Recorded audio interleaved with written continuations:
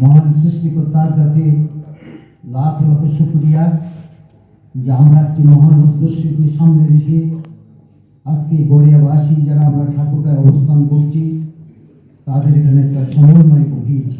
যারা সহযোগিতা করছেন, যারা অংশগ্রহণ করেছেন, তাদের প্রতি আমার কৃতজ্ঞতা এবং আল্লাহর কাছে দোয়া করছি আপনাদের সুস্বাস্থ্য কামনার জন্য, আপনাদের দীর্ঘায়ু কামনার জন্য।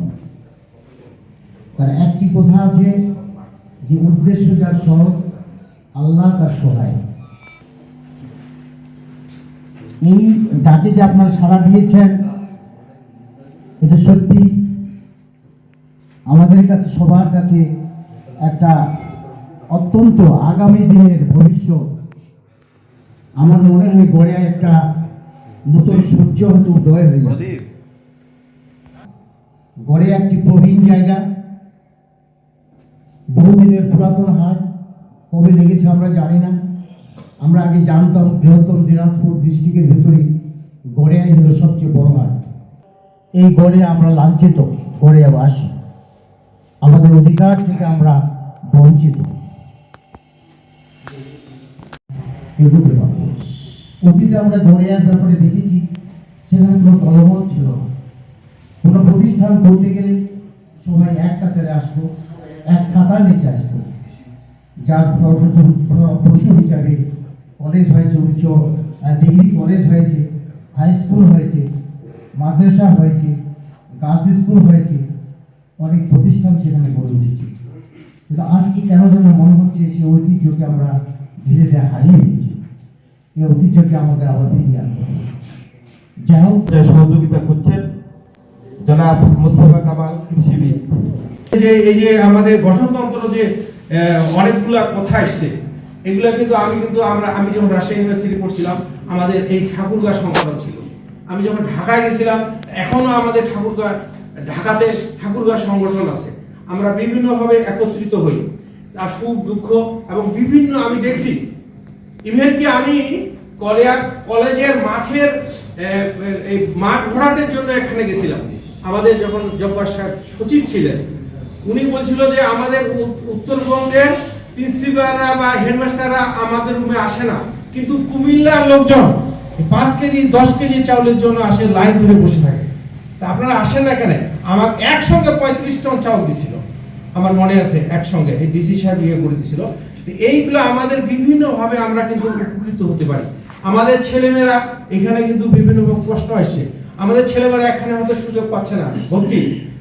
আমরা কারো দ্বারা হয়তো একটা টেলিফোন করলাম বা কারো সহযোগিতা নিলাম বা একটা চাকরির জন্য আমাদের একটা গৌরব। এই কিছুদিন আগে ফিরোজপুর থেকে একজন লোক আসছিল, আসে বলতেছে, ভাই আলমগীর স্যারের বাসা কোথায়? বিএনপির মহাসচিব। উনাকে দেখার ইচ্ছা, বাসাটা দেখার ইচ্ছা। আমাকে বলতেছে, স্যার একটুখানি বাসাটা নিয়ে গিয়ে আমাকে দেখান। আমরা ভালো জায়গায় আছি, কত গৌরব জায়গা আছি, আমাদের একটা সুযোগ আছে। আমরা যদি এটা আদায় করে নিতে পারি তাহলে আমাদের এই উদ্দেশ্য, আমাদের যে ইচ্ছা, সেটা কিন্তু আমাদের পূর্ণ হবে।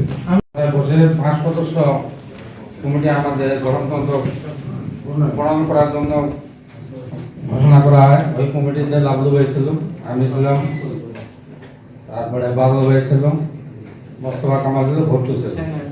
আমরা পরপর 4-5টা মিটিং করছি। করার পর বিভিন্নভাবে উপদেষ্টার সাথে ওনাদের পরামর্শ নিয়ে গঠনতন্ত্র আমরা প্রণয়ন করছি।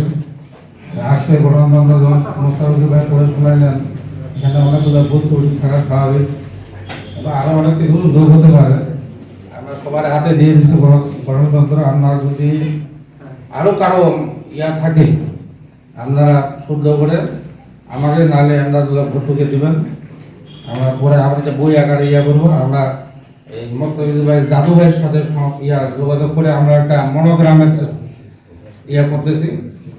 লাভলু ভাই খুব সুন্দর জোরালো বক্তব্য দিয়েছে এবং আমি ওনাকে অত্যন্ত ধন্যবাদ দিব।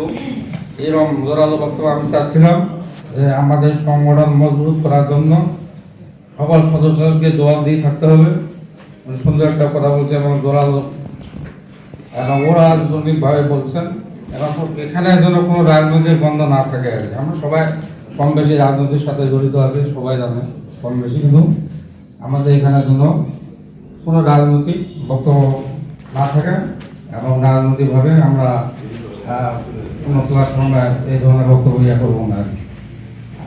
আজকে যদি আমাদের কমিটির প্রস্তাব আছে, কমিটি ঘোষণা করলে আমাদের উপদেষ্টা মহোদয় আমি যেমন হলো সেটা আপনারা যদি এটা স্যাটিসফাইড হন এবং যদি মনে করেন আর কোনো সংশোধন বিয়োজন ইত্যাদি না থাকে, তাহলে এটা আপনারা অনুমোদন আমরা চাচ্ছি আপনাদের কাছে, তাহলে আপনারা অনুমোদন করলে আমরা এটা অনুমোদিত ধরে নেব।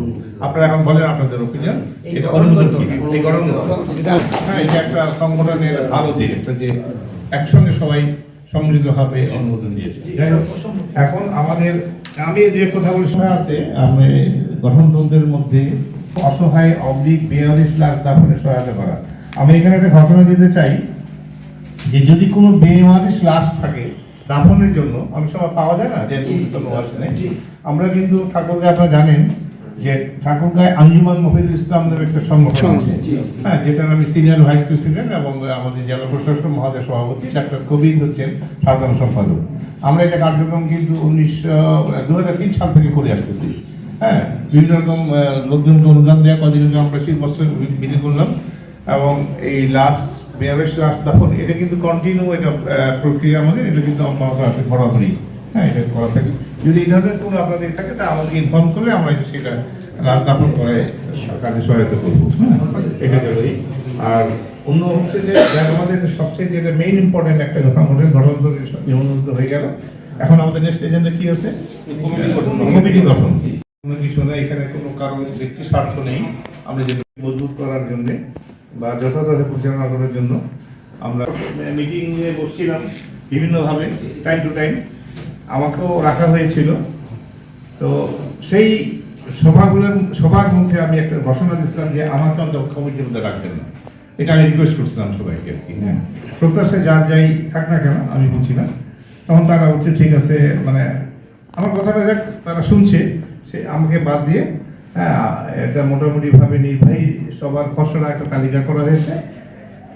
আমাকে এর মধ্যে আমার একটা উপদেষ্টা পরিষদ করছে, সেইখানে আমার নাম সন্নিবেশিত রাখছে। আমি বলছিলাম যে এটা থেকে বাদ দিলেও আমি খুশি থাকবো আর কি। আর আমি থাকবো, সঙ্গে থাকবো, যে কোনো সময় ডাক দিলে আমি আসবো, আমার সাধ্য মতো আমি চেষ্টা করবো সহযোগিতা। যাই, তারপর আমি এটা পাঠ করতেছি, ঠিক আপনি অনুমতি দিলে আমি পাঠ করি। প্রস্তাব আসছে মোহাম্মদ ইসরাইল আজাদ, সহসভাপতি হিসাবে আসছে মোহাম্মদ মোজারুল ইসলাম বাবলু, আরেকটি নাম হচ্ছে মোহাম্মদ মনির হোসেন। দুটা নাম আছে। আরেকজন সভাপতির নাম আসছে মোহাম্মদ জাহাঙ্গীর আলম, ডাক্তার জাহাঙ্গীর আলম। হ্যাঁ, আর সাধারণ সম্পাদকের নাম আসছে মোহাম্মদ মুস্তাফিজুর রহমান, যিনি অধ্যাপনা করেন। আর সহসাধারণ সম্পাদক মোহাম্মদ খুরশেদ আলম উজ্জ্বল। সহসাধারণ সম্পাদক হিসেবে একজন নাম আসছে মোহাম্মদ মিজানুর রহমান বাবলু। সাংগঠনিক সম্পাদক মোহাম্মদ ইমদাদুল ইসলাম ভুট্টো। সহসাংগঠনিক সম্পাদক জিয়াউল হক জিয়া। অর্থ সম্পাদক ইউনুস আলী টুটুল। দপ্তর সম্পাদকের নাম আসছে মোনাইউল ইসলাম। প্রচার ও প্রকাশনা সম্পাদক মোহাম্মদ নুরে আলম। সমাজ কল্যাণ ও ধর্ম বিষয়ক সম্পাদক মোহাম্মদ ইজারউদ্দিন বাদল। ক্রীড়া ও সাংস্কৃতিক সম্পাদক মোহাম্মদ বেলাল হোসেন। মহিলা বিষয়ক সম্পাদক, এটা কিন্তু আমাদের নামটা এখন আসেনি, এটা আপনারা হাউস থেকে নাম দিয়ে, হ্যাঁ। আর কার্যনির্বাহী সদস্য এটা হচ্ছে 7 জন, তাই না? মোহাম্মদ জুয়েল শাহ, জগেশ্বর চন্দ্র, নোবেল শাহ, মোহাম্মদ রবিউল ইসলাম রব্বু, আবু জাফর, শরীফুল ইসলাম শরীফ ও মোজারুল ইসলাম। 1 2 3 4 5 6 7, 7টা নাম আসছে। মোদাসসির হোসেন। 2 নম্বর মোহাম্মদ সাইফুর রহমান। 3 নম্বর হচ্ছে মঞ্জুরে খোদা। 4 নম্বর ডাক্তার খায়রুল আলম। 6 নম্বর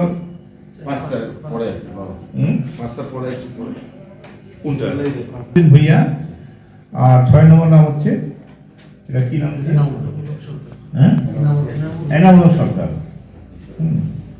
এই হলো মোট 6টা নাম উপদেষ্টা পরিষদে। আপনারা এখন চিন্তা ভাবনা করে এখন সংযোজন করতে পারেন, বিয়ে যাবেন কথা বলেন, মতামত দেন, তাহলে আপনারা এই আলোচনায় অংশগ্রহণ করেন। সমস্যা নেই। প্রথমেই বাড়ি গড়িয়া ওটা ঠিকই আছে, এখানে একটু সমস্যা আমার মনে হচ্ছিল যে জিনিসটা আমাদের এককেন্দ্রিক হবে, এক জায়গায় হয়ে গেল। হ্যাঁ, আমাদের করে অনেকটা 9টা ওয়ার্ড, হ্যাঁ, সব ওখানে সবখান থেকে নিলে বলে ভালো হতো ওয়ার্ড জন্য।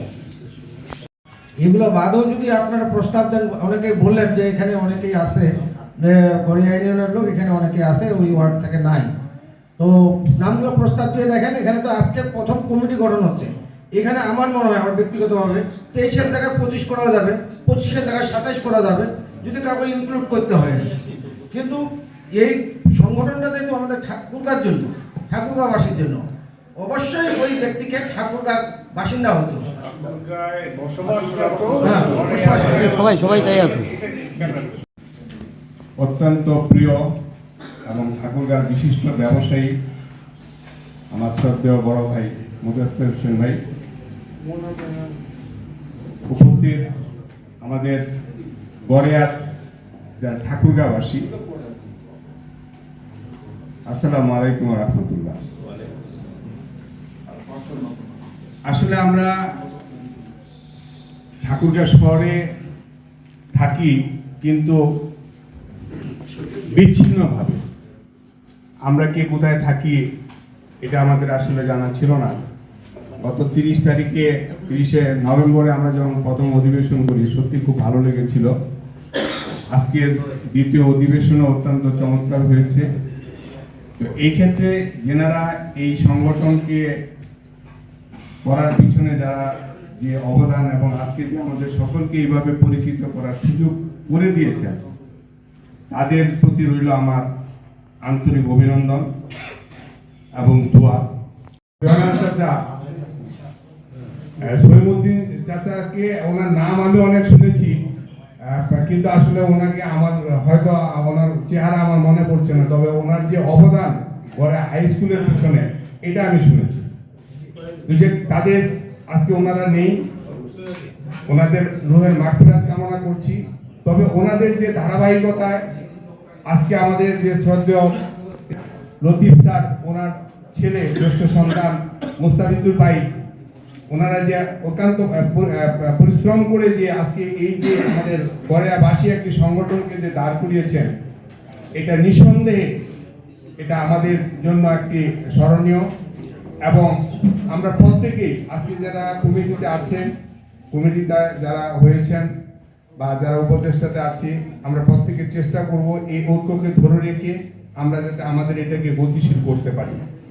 আসলে বক্তব্য কেন এটা আমরা করলাম চমৎকার ভাবে স্বাভাবিক, শুধু এটা পড়ে থাকবে এটাই নয়। আমি আল্লাহ যেন আমাদের সবাই ঐক্য এবং সংগতি হয়ে সংসার করতে তৌফিক দান করেন, বলেন আল্লাহুম্মা আমিন। আল্লাহ যেন আমাদের ইনারেটারি আজকে যিনি নির্বাচিত হলেন, এটা কিন্তু আল্লাহর পক্ষ থেকে তাদের প্রতি এখানে দায়িত্ব অর্পিত হলো। এই 25 জন লোক, তারা কেউই কোনোদিন কল্পনা করতে পারেনি যে এরকম দায়িত্ব তার কাছে আসবে, কিন্তু আল্লাহর মর্জি এসে গেছে। এটাই হলো আসল। সামনে উপবিষ্ট আমরা গড়িয়াবাসীর সদস্যবৃন্দ, আসসালামু আলাইকুম ওয়া রাহমাতুল্লাহ। আজকে আমাদের নতুন কমিটি অনুমোদন হলো। নতুন কমিটির কাছে আমার আবদার যে এই যে গঠনতন্ত্রটা দেওয়া হয়েছে, এটা যেন বই আকারে দেওয়া হয়। আমাদের যদি আমরা সব ফ্যামিলি নিয়ে আমরা একটা পিকনিক করি, তাহলে আমাদের মধ্যে জানাশোনাটা বাড়ে যাবে। আমরা অনেক ছেলেমেয়েকে চিনি না, হয়তো আমাদের ধাক্কা দিয়ে চলে যাচ্ছে, আমি ওই ছেলেটা আমার ভাইস্তা কিংবা আমার ভাই ছেলে কিংবা আমার বোনের ছেলে আমি চিনি না। এগুলো একটু পরিচিতি হলে আমাদের জন্য সুবিধা হয়। তো এটার জন্য আমি সেদিন বলছিলাম যে আমি এই পিকনিকে যদি যান, আপনারা যেখানেই খান, আমি 10,000 টাকা দেব। আমার মনে হয় যে আপনারা সবাই আগ্রহী হন, তাহলে এই পিকনিকের ডেটটা আজকে করে ফেলেন। এতগুলো লোক তো পাবো না।